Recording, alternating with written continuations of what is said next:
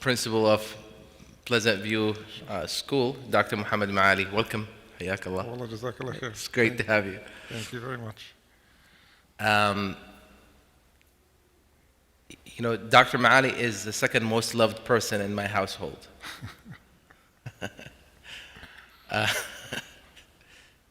Yeah, so it's great to have you here.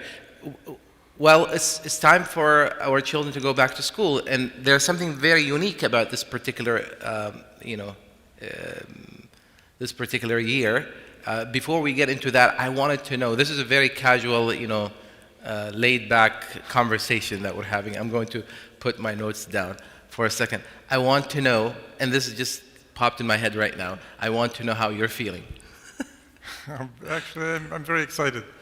And it's been a year and a half since we've had all the students back. We brought some of the students back last March. We had about 80 students who began attending the school last March. But just like even today, seeing some of our students that I haven't seen in a while, seeing how much they've grown in the past year and a half, we haven't seen them. And I'm very excited that we're going to have them come back. I think they're also excited, and I think, inshallah, the motivation is there from all sides, I think, to have a very productive and successful year. Alhamdulillah. Speaking of seeing how much they have grown, it's funny that you said this, because there are people that I've been seeing throughout the year. Some I haven't seen for months, but there are people that I've been seeing for a whole year, but I've been seeing them with masks on. So I forgot what they looked like without the mask. And what is surprising and shocking is to see how much some of them, their facial features have, hello? I'm disconnected, guys. It's funny, to see how, their facial features have changed, over the years, especially now when they're taking their masks off. But it's great to be back. Normally, Dr. Malley, when it's the last week or days of the summertime, there are mixed emotions in any household with children that are going to school, whether they're going to private school or public school. There's mixed emotions, right? Excitement, anxiety, different. So, this is what one of the reasons we're actually having this conversation. But this particular year, there is, other than students, going back to school, there is this whole, second wave of the pandemic, variant, Delta spreading. Some people are very nervous about it. What is the school doing? And in my opinion, also, or in your opinion, what should parents be looking for in any school that their kids are going to, in terms of like ensuring the safety of the students? First, what we're hearing from all the infectious disease specialists, that the most important thing for safety is the mask. They're learning more about COVID as we go.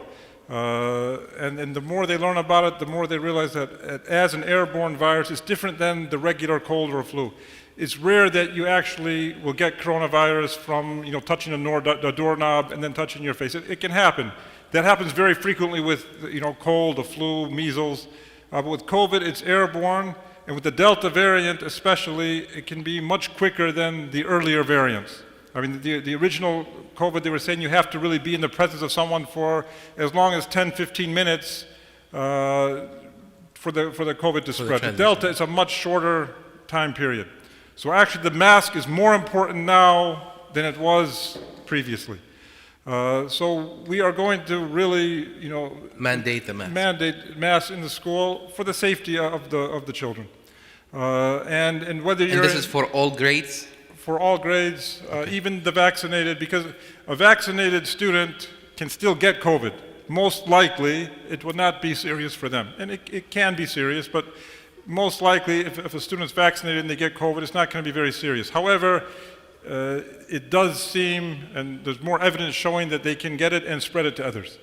So if a vaccinated student does have COVID, they might even be asymptomatic, not showing any symptoms. That's one of the most difficult things about COVID, is that a significant percentage of people who get COVID have no symptoms, but they can spread it to others.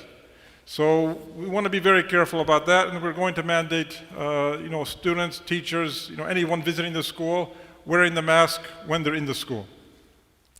Another thing that we're doing that really proved successful for us and helped us a lot last year when we went back to school was we do COVID testing in the school. It's somewhat expensive, but it's very worth it. So last year when the students came back in March, every 2 weeks we would test every student and every staff member in the school. From March to the end of the year, we only had one positive case. And alhamdulillah, it didn't spread. So we had one positive case in one grade. That grade went home for a week. It happened at the end of the year, so it just went home for the rest of the year. So you were able to contain it? We were able to contain it. And the student who had it was totally 100% asymptomatic and never even showed symptoms later. But they had COVID, and it could have spread if we weren't doing the COVID testing. So by doing COVID testing, by having the masks, another thing that we're doing is we're keeping the students basically in the same rooms as much as possible. Normally in middle school, high school, every class the students will change their classroom. So they'll have math in one room, they'll go to science in a different room, they'll go to social studies in a different room, and all day, after every period, they're moving around. All the other middle and high school students are in the hallways moving around, and they go into other rooms. This year, we're going to keep the classes basically within 2 rooms. So like the 6th grade will have 2 rooms, 7th grade 2 rooms, 8th grade 2 rooms, very similar to elementary school, and the teachers will be rotating. So the math teacher will come to those 2 rooms. Now the students in those 2 rooms might change. In high school, not all students take the same subjects. So you might have some students taking AP chemistry, other ones taking AP biology, other ones taking AP environmental science. So they take different classes. When they take different classes, they might move from one room to another room. But we're going to try to limit it as much as possible within 2 rooms per grade. Therefore, if someone had COVID, it wouldn't be likely to spread throughout the school. It would stay contained in a very small area. We're also having the students eat lunch outside. We're going to have more prayer sessions so we don't bring everybody together at the same time for the salah. So we're doing what we can, inshallah, to make it as safe as possible.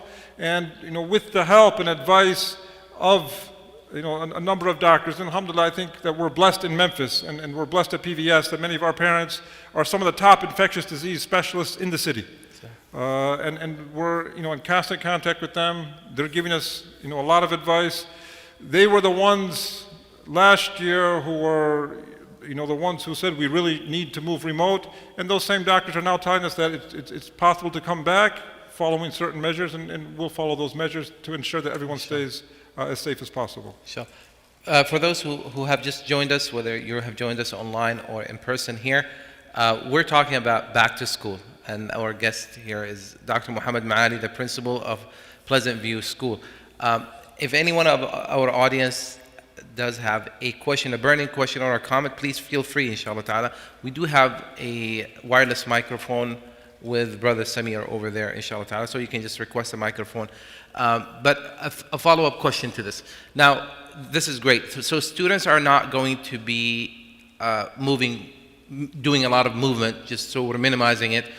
And the teachers, and you said whether they're vaccinated or not, they're going to be mandated to wear masks. So are we encouraging, is it a condition that they're vaccinated? It's not a condition now, but we're strongly encouraging it. And again, from what we're hearing from the doctors, it's safe, it's something that everyone should take. We're hoping to have some parent work. First, we haven't done an official survey yet, so we don't know how many of our students are vaccinated. But you can say unofficially, talking to students, the vast majority of students that I've spoke to that are able to get vaccinated have got vaccinated. My guess is it's over 85 to 90% of our students, if not more. So most of our students that can get vaccinated are getting vaccinated, and we're hoping, inshallah, that in a few weeks or a couple of months, they'll bring the age down, and my assumption is that most of our parents will get vaccinated. Again, I'm not a medical expert, but what I'm hearing from the doctors is, the vaccine is extremely safe. that the messenger RNA type technology they're using is something that it's new, but at the same time they've studied it for a long time. So it's not really that new in the sense that the scientists don't know what it is. I think on social media there's a lot of fear mongering. There's a lot of false information about the vaccine. We're strongly encouraging our families to get it, our children to get it, and we hope to do some more like parent education workshops with some of the doctors who we're speaking to, so that you can hear from them as well. Any of our medical professionals here, gave it to their children? You have children who actually received it? Just like, okay.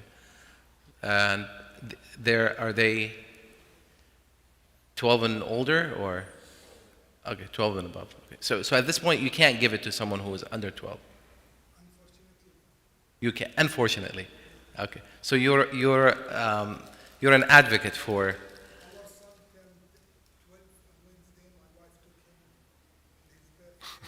On his birthday to get the shot, the vaccine.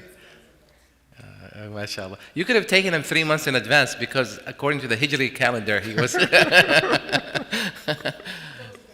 So, we should, along with Ben and Jerry's, we should advocate for the use of the Hijri calendar in determining the age of the student. Yes.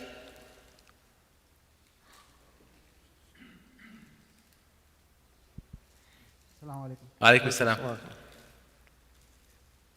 What is the percentage of students below 12 years in school and above 12 years in school?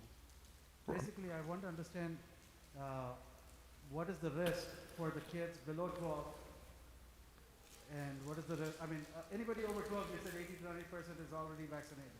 That's good, alhamdulillah. But how about the kids below 12? You're putting them all together. That is a big risk, I think.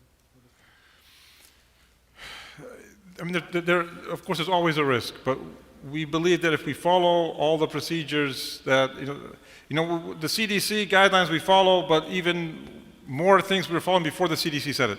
So, I mean, the doctors that we're, consulting with are giving us advice that is in some ways stricter than the CDC advice, and whatever they give us, we're following. So, last year when we went back to school in March, we followed a number of protocols to keep people safe. And again, as we learn more about the virus, we learn how to stay safe with it. So as I mentioned earlier, the mask is the most important thing. So we're following that, and we're trying to keep the kids, contained, do the testing. So we're taking measures that we believe will keep the kids as safe as possible, inshallah.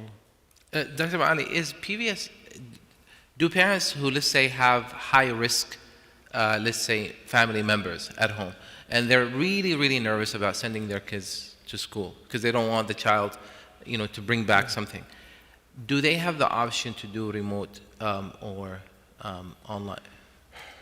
Or, yeah. So, I hope I'm not putting you on the spot here.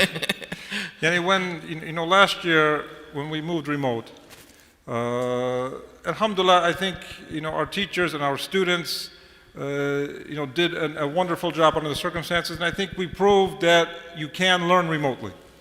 And there were actually, a significant percentage of students who actually, I think, benefited more remotely than they did in person, maybe 15, 20%. But we also had about 15, 20% who really struggled with remote. And it was a very difficult thing for them. And to show up, they got, it's very fatiguing actually to be watching a video all day and learning from it. So it's difficult for the majority of students, and some really struggled a lot. So when we weigh everything, we feel that coming back will be more beneficial for the vast majority of our students. And again, we didn't do a survey this year, but talking to people, we feel that probably the vast majority would want to come back if we gave the option. Now, one thing that we learned doesn't work well is trying to do both at the same time. So even when, in March, when we brought the students back, we did it in a way that was very effective because we would break the students into basically different groups. The ones who were learning remotely would have a teacher who teaches purely remotely and would focus basically on teaching remotely. Whereas the ones who came back had a teacher who focused on the students who were on site. Sometimes the same teacher, but different times. So maybe she has first class in the morning on site, then online the second class. But we didn't mix it up at the same time. We didn't have a teacher, and many schools did this, and it didn't work very well. It was not a very effective way of teaching. Because when you teach remotely, you can focus on things that are meant to be remotely. You can pull things up on the computer, you can show them things, you know everybody's remote, and you can actually use some tools that make remote teaching more effective. And when you're on site, the same thing. There's certain ways of teaching, certain methodologies of teaching to people who are on site. So if the vast majority of our parents wanted to come back, then to try to teach, 10%, 15% remotely would be extremely difficult. The only way to do it would basically be to have, a camera in the room in which the teacher is teaching and the student can observe the class, but not really engage in the class, not really, ask questions and get responses. Because once you allow that, it significantly detracts from the rest of the class. And this is even done if you have meetings. Sometimes as professionals, you might be in a meeting where everybody's on site except for one person. And what tends to happen is that one person that's remote, really, like, if they make a comment, everybody has to focus on their comment. I mean, it detracts from the meeting. It's not really an effective way to hold the meeting. If everybody's remote, it's fine. But when everybody's on site except for one person, and this is my own personal experience, the meetings are not very effective. And the same thing in multiplied manyfold in a classroom with children. So what especially for the older students, middle school, high school students, upper elementary students, and the teachers have agreed that if a student is in quarantine, or if a student is, like in the situation you're saying, if there's a real reason they can't come to school, a teacher can turn the camera on. They can basically be an outside observer of the classroom. But the expectation should not be that it's going to be the same as last year when you're learning remotely and you're getting engaged and the teacher's really, dialoguing with the students. The students were remote to ensure that the students who are on site can actually have a good learning experience. If a student is, sick, for example, and they can't be at school, we can turn a camera on. They can watch the class. But again, the expectation could not be that it's the same as last year. And it's just not an effective way. And I don't think it would be fair to the teachers or the students who are on site to try to do both at the same time. And that's just from experience. Even before last March, we started having some weekly activities, for those of you who are parents, where we'd bring the students to the school one day a week for different grades. So again, it wasn't congested. We just bring the 7th grade for one day. They do some science lab activities. And we had some discussion groups. And in those discussion groups, we opened some up to see how it is teaching remote and on-site. And it's not very effective. So we don't want to degrade the quality of the entire school because of 5 or 10% who can't be at school. But at the same time, like I said, we'll do what we can to help them. So we can record the session. We can send you recordings. If you want to, come in on a camera and watch the class, you can. But again, it's not the same experience as the remote learning experience. Now, if a class, like we said, we're going to do COVID testing. So if, let's say, one class there's a positive case and we send that class home, we'll immediately transfer to remote teaching for that entire class for the next week. So there won't be that you miss school for a week and come back the next week. No, we've learned how we can very easily teach remotely, and we'll quickly transition. All the infrastructure is in the school now for the remote teaching. All the the links and everything is there for all the classes. So everything's set up just like last year, so we can very quickly move to remote teaching. And that's what happened last year when that one grade did go home. Immediately they just opened their computers and then the kids were able to learn remotely with no gap at all. Let me ask you a question. Last year, not last year actually, the year before when the whole thing started, in the beginning, a lot of us, whether it's like parents, teachers like myself, we all struggled, especially with the internet connection, right? Very horrible, bad quality. So a lot of people kind of upgraded their equipments, upgraded their service at home, and now with most of our, of us sending our students, inshallah ta'ala, to class. You think we should we should downgrade, or we should just keep that upgraded fast speed, high quality, just in case, is there?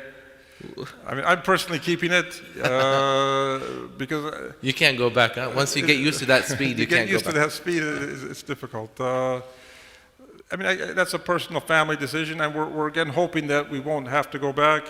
Part of the reason that most of us had to upgrade is because it's not just one, child learning remotely, but sometimes it's the parents also. So you have 7, 8 devices. I mean, your phones, computers, everything, all taken from the internet, so that it degrades it. So again, it's a family decision.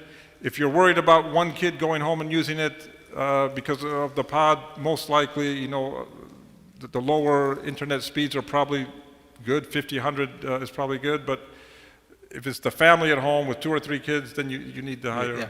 Yeah. Let me ask, by show of hand, how many of you have children going back to school this coming Monday? This is almost everyone. Anyone whose child is going to school at a later time? So now within the next 48 hours, right, there's a lot of shopping happening, preparation and all that. So I have some tips that I want to share with the community. I want to know your honest opinion, if you agree or disagree with my tips, right? Now these are tips, golden tips that I don't follow myself, but I want you to follow it, inshallah ta'ala, right? So number 1, right, there is back to school shopping that happens, right? Maybe, I don't know, maybe it's mostly done by moms, right? Can we make that fun, but not go extravagant, right? So my advice is that make it fun, right? Involve the kids in the process itself. Let them, instead of saying, this is what you're going to be getting, this is what especially if they're at that age where they can make their own choice, make it fun, but let's not go extravagant, because I know, there are some parents that actually, let's say, bought fancy shoes, fancy, bags and stuff like that for not last year, but the year before, right? And then COVID happened, right?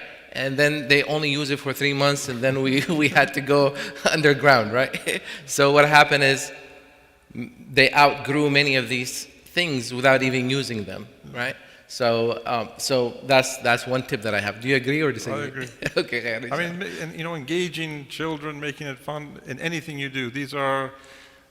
I think this is one of the most important parenting tips, that try to engage your children in simple things like this, like buying school supplies. I mean, very simple things. When you engage your children, you create that kind of bond with your child that is extremely important. Sometimes we get busy and we just do things without remembering. Just sometimes even taking your child with you to get something truly has a lasting impact on them. Well, now some people may prefer to do online shopping. You can still involve them in the online shopping, let them, But, what are we supposed to do with the uniforms that they didn't really? I'm just kidding. Is there a refund? No. I think we have had a lot of parents tell us that it's been difficult to get uniforms. I think, there's a lot of supply chain issues going on Yes, in the world there's right a lot now. of shortage in many. And, no, but I was talking about supplies from 2 years ago. Oh. Some of the stuff that they didn't use. If you have extra uniforms, we'll take them. So So if people have, let's say, extra things that they didn't use, brand new, is the school, let's say, facilitating, passing it on to those who may need it? Yeah, we've had a uniform recycle policy for about 4 or 5 years now. Nice, beautiful. And it works very well. So if you have a uniform that's especially not used at all or lightly used, it doesn't fit your child anymore. Yes, we will gladly take it, and we will easily find people who would like to get it. Anyone finds this useful? Because there's uniform, it's sitting, out there. Someone can use it, brand new, it wasn't used. So we all bought extra stuff that we didn't use. So if you do have that, please think of reaching out to someone, or even using this service that the school is facilitating. If your child goes to PBS, if your child goes to another school, there must be resources here that can help help you recycle it or pass it on to someone that would need it, inshallah ta'ala, and Allah will reward you for it. Second tip that I have is parents need to model for their children stress management and not, start pulling their hair and go crazy, right? That's extremely important. You agree with this, or? Yes, yes, yes. Because I feel like some parents are just much more nervous and stressed out than their children are, right? So, And that transfers directly to the child. So if the parent's stressed out at home, if the parent's stressed out on the way to school, we see it in the child throughout the day. Even if it's because they're late and parents are nervous and hope they're not speeding, but if the parent can feel your anxiety and nervousness, and it has an effect on their education. You can tell that something's not right with that kid, maybe for the first 2-3 hours of the day, based on the anxiety of their parents. So it's extremely important to always model, being calm, being, accepting what is there and not getting too nervous. Now, parents, I've heard this from different people. There are some parents who are very excited that the kids are going back to school. Anyone? Sure. Are you excited your child is going back to school? Now, how many of you are kind of sad and you really bonded over the past year with your kids and you can't imagine the house being empty, you can't imagine not hearing mama every 5 seconds? Really? There are people who are going to really have separation anxiety. So there are some parents who are excited. They can't wait for their kids, mashallah, to go. And but my concern is, and tell me how you feel about this, my concern is that our children need to be reoriented, or they need to be, right? Because they were used to having certain routine, right? That stopped for about, almost a year and a half. So now going back to school, waking up, I mean, they used to wake up also, but going back to school, getting in the car, getting ready, going back to school, following school rules, interacting with other students in person, I'm afraid that there may be some skills that were lost. So what advice do you have? How do you feel about this? I mean, that's an issue at the beginning of every year. At the beginning of every year, children change the routine after the summer, and they come back to school, and it takes some kids some time before they get into the new routine of the school. And of course, this year it's going to be different because it's been a longer period of time in which the routine was very different. Again, last year we had the remote school, and it was very structured.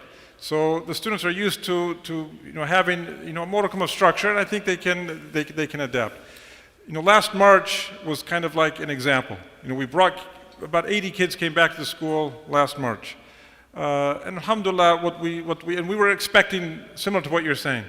But what we found was that most children are extremely resilient. And they were interacting with each other remotely, but they still know each other, they still contact each other, so the social skills didn't really atrophy to a great extent. That being said, we are aware that some kids might have a hard time, especially the very young ones, and we're, our teachers are trained to deal with those kinds of situations.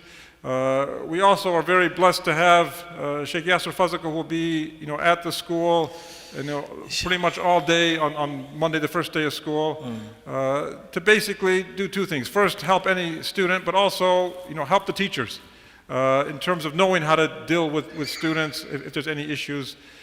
But again, my expectation is that it won't be that much different than the beginning of any year.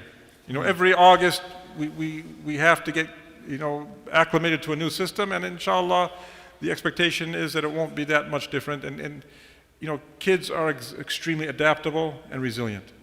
So, one thing that there's a lot of fear in the United States, around the world, about how the disruption in education has hurt children, how it's kind of, you read articles about how this is kind of, destroy this generation for decades. And I personally have the opposite belief. And I think that this past year has probably been one of the greatest learning experiences that our kids could have. It's because it taught them to be adaptable. It taught them to be resilient. And those are skills that are sometimes very hard to teach in school, but they're extremely important. There's one quote that's attributed to Albert Einstein. They say probably he's not the one who said it, but the quote is very meaningful. He said that education is what's left after you forget everything you learned in school. So education is what's left after you forget everything you learned in school. And we've all seen those TV programs, Can You Beat a Fifth Grader, right? They take a fifth grader, they ask some science questions and history questions, and they almost always know the answers, and the adults don't know. And that's the trick is they're giving questions that are taught in the fifth grade curriculum. But the point is that those kids are going to forget that by the time they're in 8th or 9th grade, and it doesn't matter. The point, when you're teaching some things is not that you memorize the content and that content sticks with you and you're able to use that content later. The point is you learn how to think.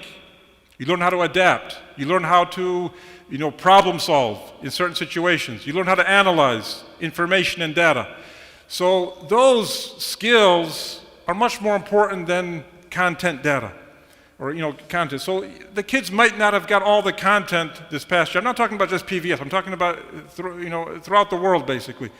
Maybe there wasn't as much content as they would have got in person.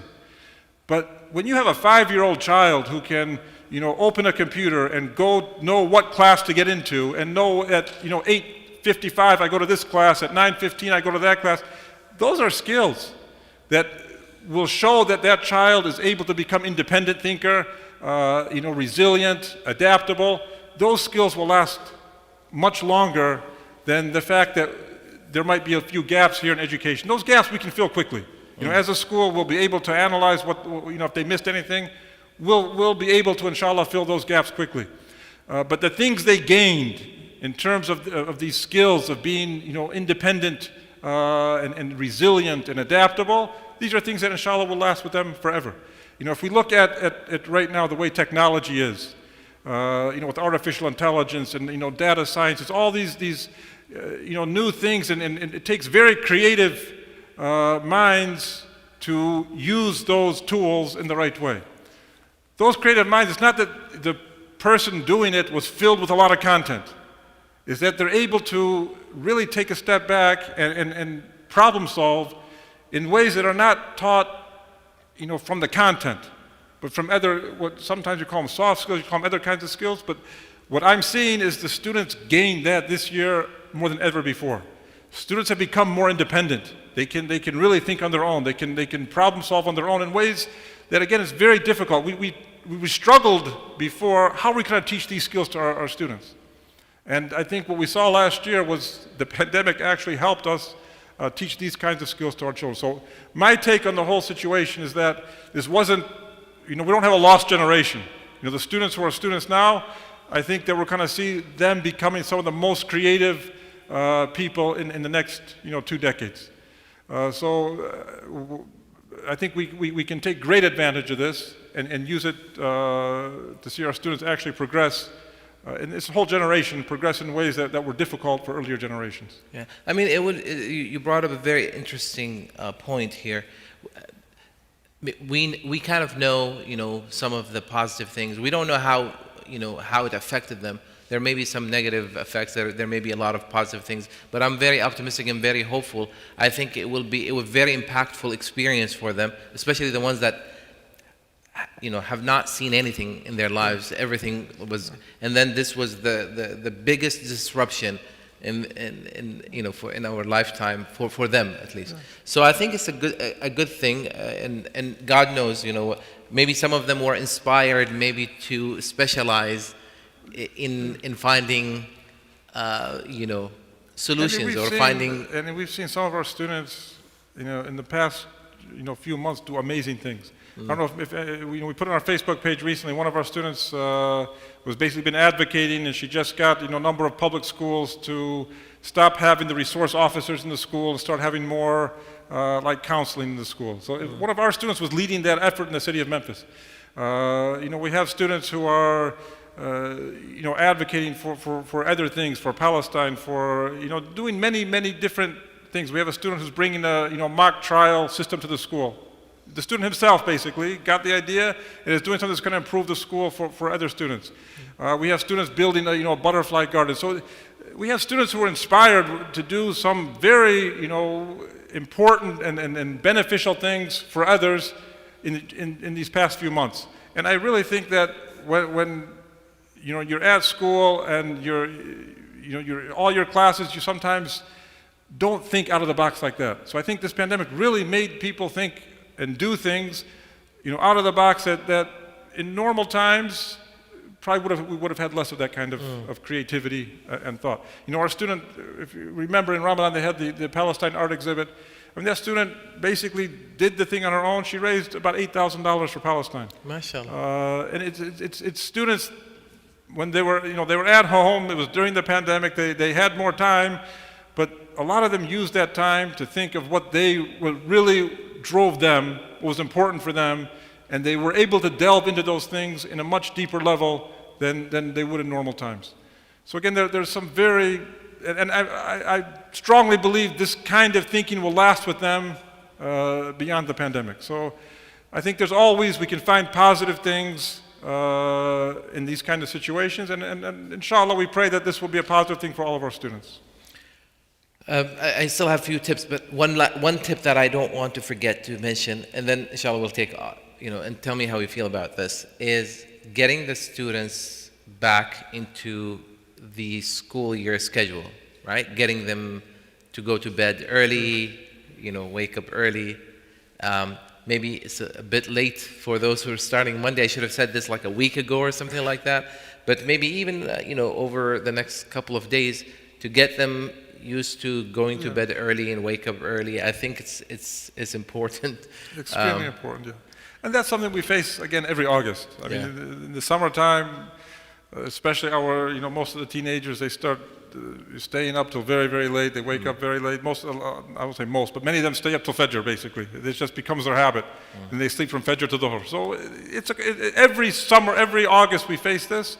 And inshallah. By the way, this is something I personally never understand. I can't understand why. What's so appealing about staying up late and sleeping in during the day? Yeah.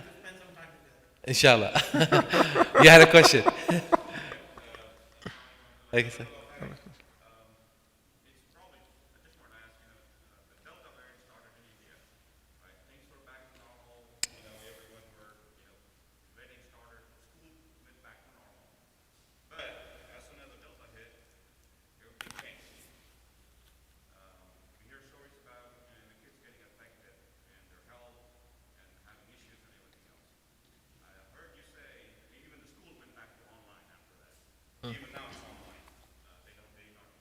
You're saying in India? Yeah. Until now it's still online? I heard you say that you guys did a survey, and the majority of the parents wanted to come back. No, I didn't. I said we did not do a survey. I said that we did not, but we did not do a formal survey. I would just say informally. Have we done a recent one? No, we have not. Maybe, I don't know, maybe do it one here. School and That's fine, inshallah. We're going to get mixed opinion based on if his kids are over 12, he wouldn't care. If my kids are under 12, I would care. So that is where the difference comes in. Oh, okay. Because majority of the students, I think 60-70% of the students are under 12 years old in the previous. There are going to be very few schools, very few kids over 12. Yeah. So percentage-wise, we are putting a bigger risk of kids at risk by sending them to school. Interesting. Yeah. Interesting. obviously, Delta is different from what I hear. I Yeah. don't have a science background, but I'm very much concerned that we're going back to the way and making things normal without understanding what the real impact is, especially on the kids. I don't care about him. But And I think we should. Point well taken. Exactly. They said no mask, right? Great. But again, now they're changing their stance. Delta could become. I stopped listening to the CDC a long time ago. Sorry. I'm so sorry. No. We should obviously. It's just a joke. I can't joke on stage. I know. I'm so sorry if my jokes have offended any of you. Please do not take everything that I say seriously. I apologize again. I'm just trying to lighten the mood because I was hoping for chai and no chai was served. I mean,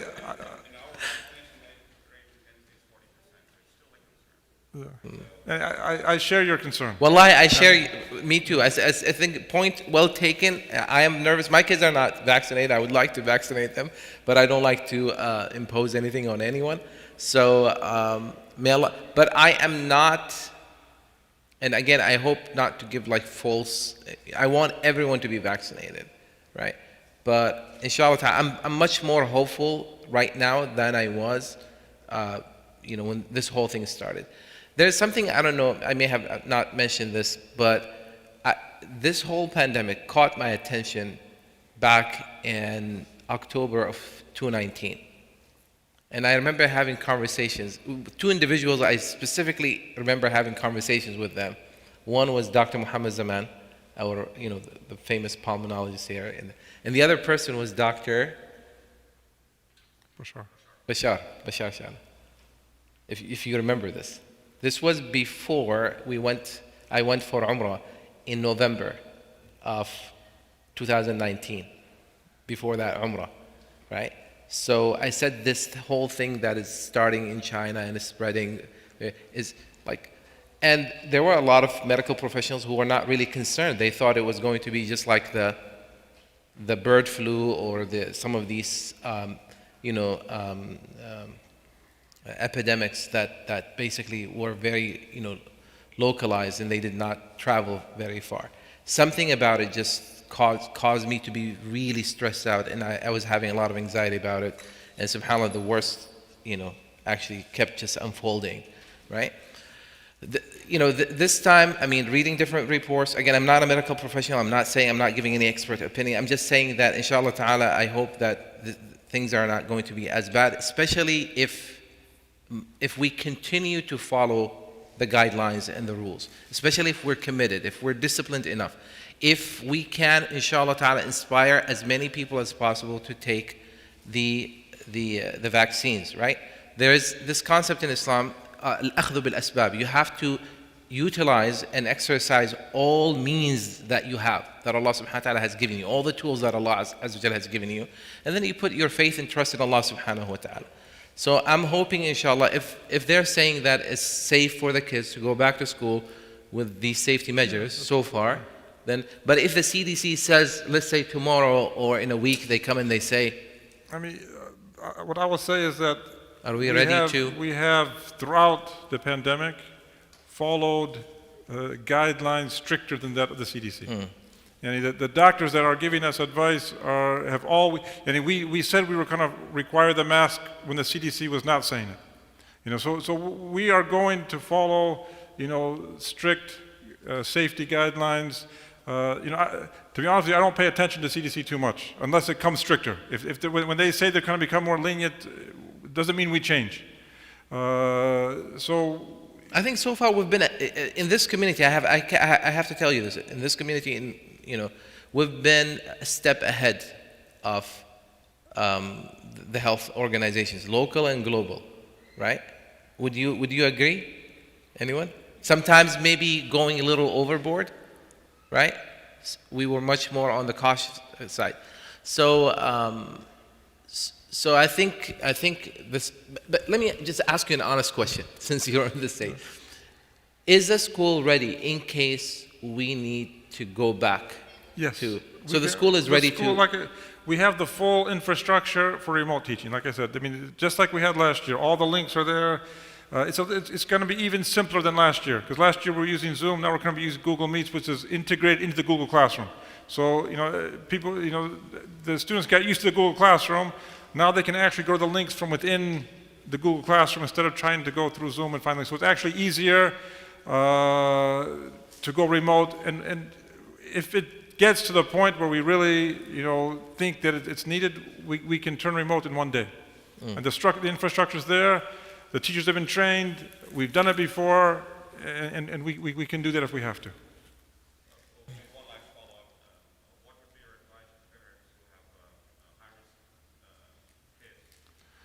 I mean, yeah. I mean, again, to talk to us and see what kind of solutions we can have. Like I said, there is the possibility. I mean, there is the possibility of, turning a camera on in the class of a student. If a student has COVID or if a student has symptoms, we don't want them to come to school, right? So if the student's at home, we can turn a camera on. They can enter the class. But like I said before, it's not going to be the same as, it was not going to be the same as last year. It's not going to be that you're engaging with the students at home. You're going to be observing a class that's taking place. You'll be able to hear and see what's going on, but it's not going to be as engaging. But if a student's out for a week, if a grandparent's visiting and that grandparent, is immunocompromised or something and cannot, you're really scared for that period of time, you want to take the child out for a week, we'll work with you, either doing those, attending the class remotely or getting recordings of the class. We'll try to help. But we don't want to set the expectation that, we can teach remotely at the same time we're teaching on-site. Because it will degrade for the on-site students too much, unless we had a situation where we had a whole class that was remote. But what if the specific student is at high risk? Is the specific students high risk? Again, Would you say? yeah, Would you say involve the family doctor? I think it would be. I mean, that's the option we have now. So it would not be the ideal remote option. It won't be like last year where we were really engaged remotely, but we can try to help them to the extent that we can by observing the class until the situation is such that they can come back. But this would be, again, for older students. I mean, for very young students, I don't think it would be effective because kinder, first, second grade, it will be very hard for them to really be able to function just by observing. But for the older students, it's something that it's not the best solution. It's not going to be the best experience for them, but they could learn and get through the year, inshallah. Okay, before inshallah ta'ala we end for salah, does anyone have any burning question or comment?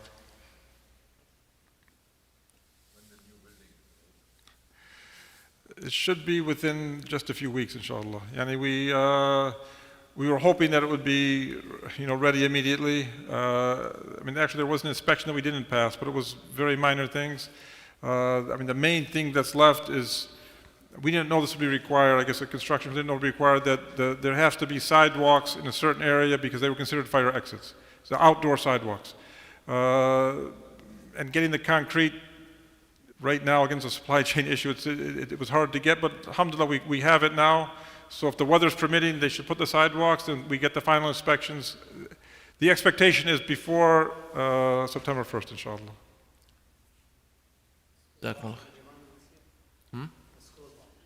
The school bus? The school buses. The school bus we're not using right now.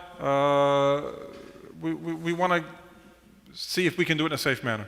And they put in, that many kids in a bus. And the advice we got, if we want to use a school bus, was that you have to skip a seat and only have one. Basically, we'd have the whole bus. We could fit about 8 to 10 people in it. So it just wasn't, to keep them safe. So we felt that wasn't really an effective thing. But we're looking to see if there's other ways of doing it safely. Or if the situation improves, we'll bring it back. But at least for the first few weeks, we're not going to have a bus. And also, we're not going to have hot lunch in the school. We're not going to let the students use microwaves because that leads to congestion. So there are some things that are going to be a little bit more difficult at the beginning that maybe we can change, maybe not. If we feel after the first few weeks that we can provide hot lunches safely, we'll do it. If we feel that we can do the bus safely, then we'll start it. But we don't want to do anything that we're not very confident we can do in a manner that's safe. Jazakallah khair. Dr. Malley, again, thank you very much for joining us tonight. I know that there's still some anxiety, that many of us as parents have. And I ask Allah subhanahu wa ta'ala to keep everyone safe, and I ask Allah Azza wa Jal to make this a productive year full of blessings, full of productivity, inshallah ta'ala, for everyone. Still, if you have any concerns, you want to talk to Dr. Malley, you're going to be available. You want to talk to me or Sheikh Yasser, we're also available, inshallah ta'ala. But I think as a community, we really need to be there for each other and be very sympathetic towards one another. Sometimes as parents, we feel like, oh no, my child needs this. These are the specific needs of my child. And we think that, my child should be accommodated at the expense of other children. So sometimes, maybe some of us feel like, oh no, my child needs to be in person somewhere, but it may not be the best setup for someone else's child, or vice versa, the other way around, right? So we need to have to come to a reasonable, basically, solution or arrangement for all of our students, and hope for and pray for the best outcome, inshallah ta'ala. So again, do not forget, after Isha, inshallah, I'll make some comments about the topic of the khutbah today, which was about seeking protection in Allah subhanahu wa ta'ala. Once again, may Allah subhanahu wa ta'ala keep you all safe. Assalamu alaikum wa rahmatullahi wa barakatuh. Thank you for joining us.